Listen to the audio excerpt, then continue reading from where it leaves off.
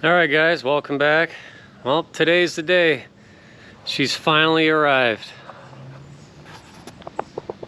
So that's the Brute Force 1624 processor, brand new. Actually received it late last night from Josh, the owner. So we briefly went through it, and I just kind of got it set up here for now. I think this is pretty much where I'm going to run her, so we can kind of go over the machine, the options I chose, why I chose this, and so on. So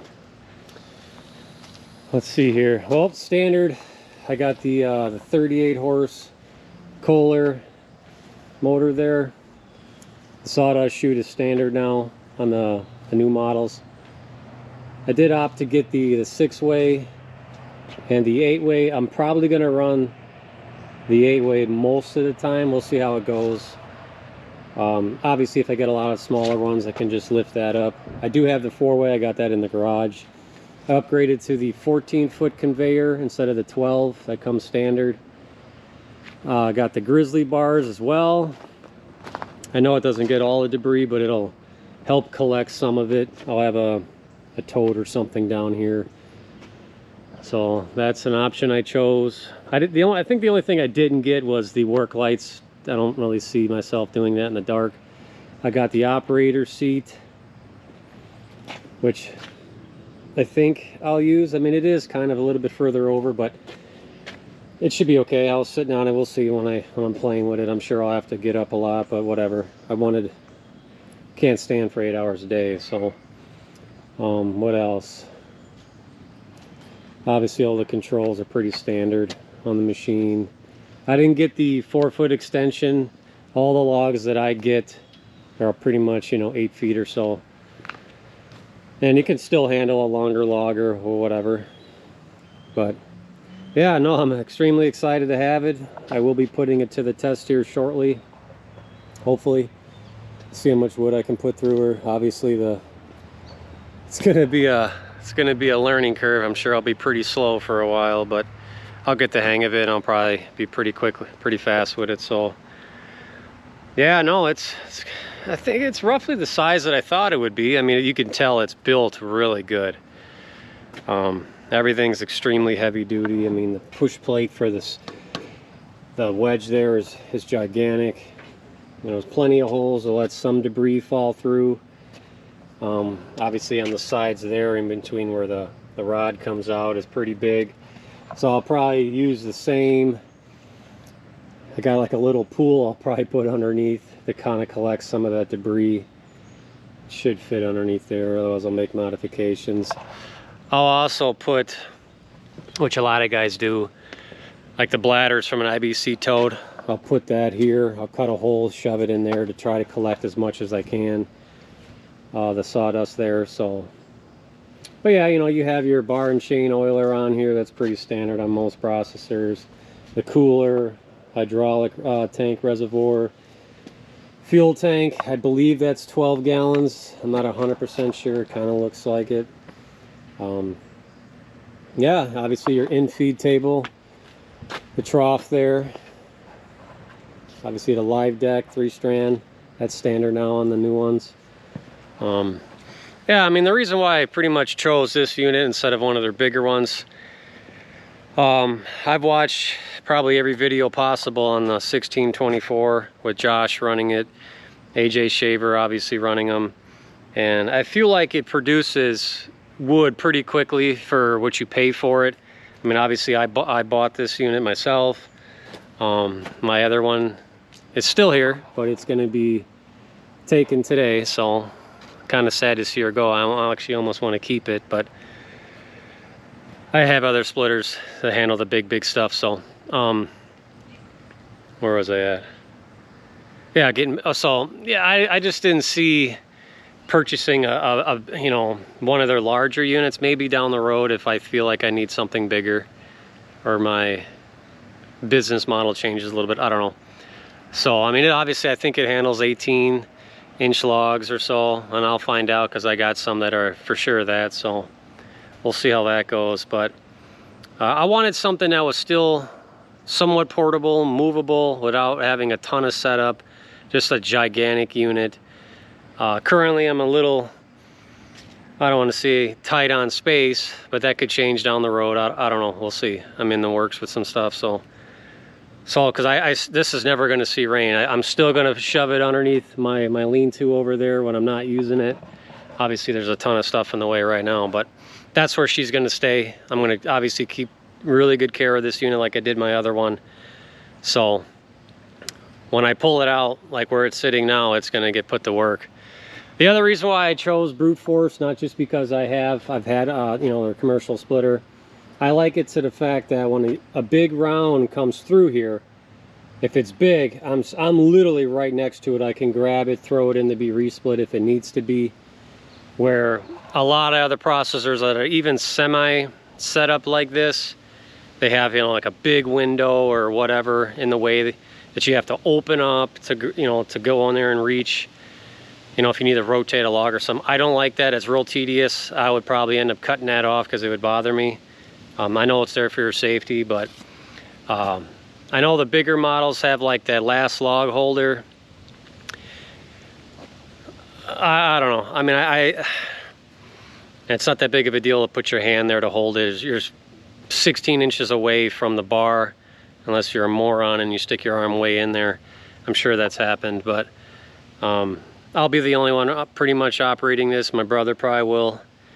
Down, you know, eventually I'll be running the skid loader or the tractor loading it. So, but other than that, it'll be either that or one of my employees if I allow them to. But so that's kind of a big portion of the reason why I wanted that.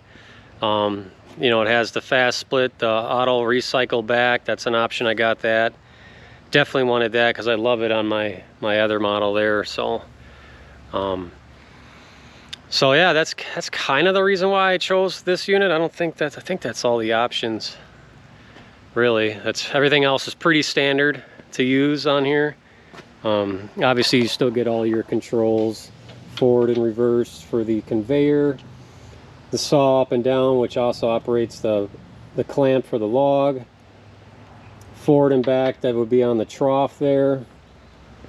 The log deck up and down when you're setting it up, conveyor up and down. Wedge up and down is forward and back. Left to right is the deck to move the logs in. Obviously this is your splitting. Pretty simple. Everything's right in front of you. You know, your saw oiler control. Pretty much once it gets warmed up, you set it to where you need it and you just leave it alone. I know a lot of guys say when you start getting into the bigger logs, you got to crank it up a little bit. I'm just going to find it to where I know it's spraying pretty good and just leave it like that. You know, it's no difference to me than running a big saw on your chainsaw with the oil coming out. It's all the same. Whether I feel you're cutting small or big, chain's still going around and heating the bar up. So I'd rather waste more bar oil than not enough to burn out the bars, because bars ain't cheap. And I'm gonna be putting a ton of logs through this in the next 2-3 months. I'll probably have over 200 hours on this by the end of the year. So hopefully. But yeah, no, I'm pretty excited. So there she is, the long wait.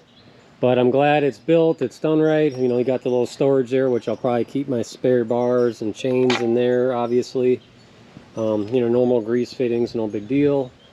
So yeah, I'm gonna be putting this baby to the test. I mean, I'm pretty excited. I know I'm gonna be a tad bit slow, but I'll get the hang of it.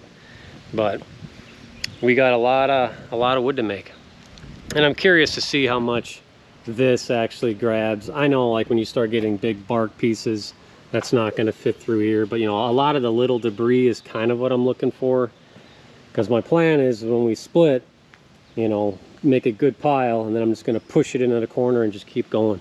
Pretty much going to fill this whole area. And then if you can see, it's kind of in the dark right over there. I got another little toy there as well, so that'll be for a later date for you guys. So I think what I'm gonna do now is gonna get the container, or the tote bladder cut set up for that. Get the pool set up underneath. Hopefully it fits. If not, I'll have to come up with something else to collect all the little debris, because I know there's going to be a lot coming out of there, and I want to keep everything clean if I can. Yeah, and I'll get some logs on there and let her eat here. That'll be for another video for you guys, but I figure I'd just give you a little sneak peek on my new piece of equipment. I'd call it a toy, but it's not a toy. This is to make money for me and split a lot of wood. I mean, over this winter I got to do about 500 full cords of wood, because a lot of that's going to be dried for this season still. I mean, I gotta make some wood here, but most of it's going to be obviously for next season. I got to get way ahead of the game.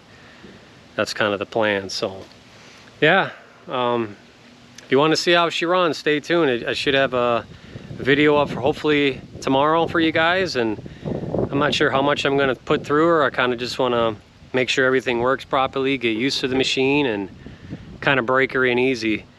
So yeah, hopefully you guys are as excited as I am, and curious to see what you guys think, if I made a good purchase, and yeah, your thoughts on it. I know there's some other guys that have one right now to use in the meantime, and you got their feedback on it, but I'm gonna put it to the test. I own this unit, and it's gonna eat logs.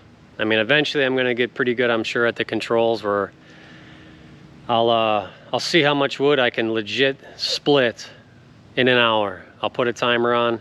I may even not even time lapse it. I may just run it straight so you can see.